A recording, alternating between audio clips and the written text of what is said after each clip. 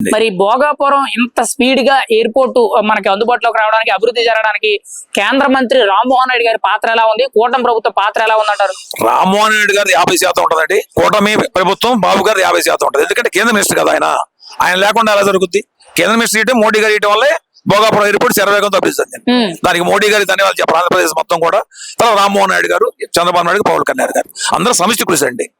మరి ఈ రోజు అభివృద్ధి అనేది కూటమి ప్రభుత్వం వచ్చిన తర్వాత ఎలా ఉందంటారు? పెట్టుబడుల విషయంలోనే కానీ, రోడ్ల విషయంలోనే కానీ, ముఖ్యంగా పరిశ్రమలు కానీ, ఇప్పుడు ఎయిర్పోర్ట్లే కానీ, పోర్ట్లే కానీ, ప్రతి ఒక్క దాంట్లో ఎలా ఉందంటారు?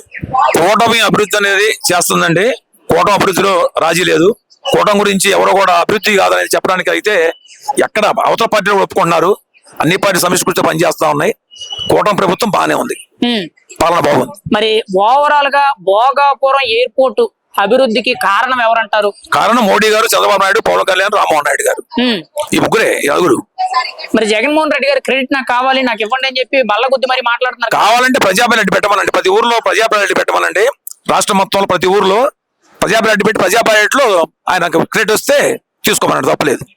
ఒక మాటలో భోగాపురం ఎయిర్పోర్ట్ అంటే మీరేమంటారు సార్? భోగాపురం ఎయిర్పోర్ట్ మోడీ, బాబు, పవన్ కళ్యాణ్, రామ్మోహన్ నాయుడు.